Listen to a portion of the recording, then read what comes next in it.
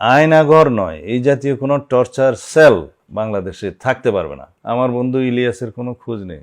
তা আমি অবশ্যই সৌভাগ্যবান, আমার মতো সৌভাগ্যবান অনেকে হতে পারেননি, তাদের এখনো খোঁজ পাওয়া যায়নি, অনেকে জীবিত ফিরতে পারেননি।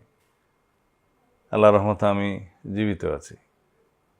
তো কেন আমি গুমের শিকার হলাম, এটা আমার মনে হয় তারা ভালো জানবেন। আর হয়তো আমি দলের মুখপাত্র ছিলাম, তারা এই ফেসিবাদী শাসন ব্যবস্থায় যারা তাদের জন্য মনে করে যে তাদের জন্য থ্রেট, এটাকে বাংলায় কি বলবো, তাদের জন্য হুমকি মনে করতো, তাদেরকেই তারা গুম করেছে, হত্যা করেছে, জেলে পুরেছে, মামলা দিয়েছে, অহরহ এই সমস্ত নির্যাতন করেছে।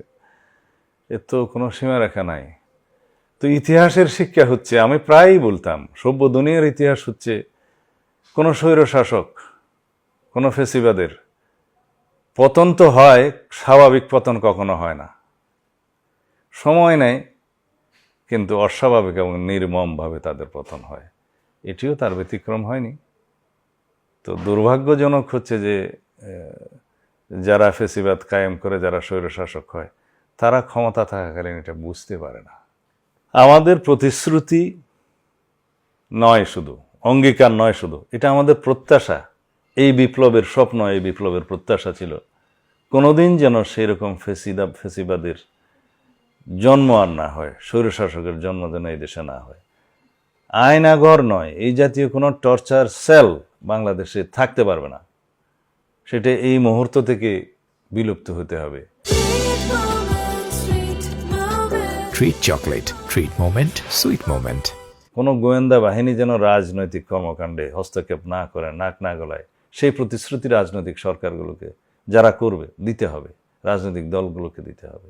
বাংলাদেশের রাজনীতি উন্মুক্ত থাকবে, সুষ্ঠু ধারার রাজনীতি হবে, কথা বলার স্বাধীনতা থাকবে, সাংবিধানিক অধিকার থাকবে, অ্যাসোসিয়েশনের স্বাধীনতা থাকবে, বাক ব্যক্তির ফুরন্ত স্বাধীনতা থাকবে, সমাজ উন্মুক্ত থাকবে, বিচার বিভাগীয় স্বাধীনতা নিশ্চিত করতে হবে এবং সমাজের সর্বস্তরে সেই ন্যায় বিচারের সুবাতাস বইতে হবে।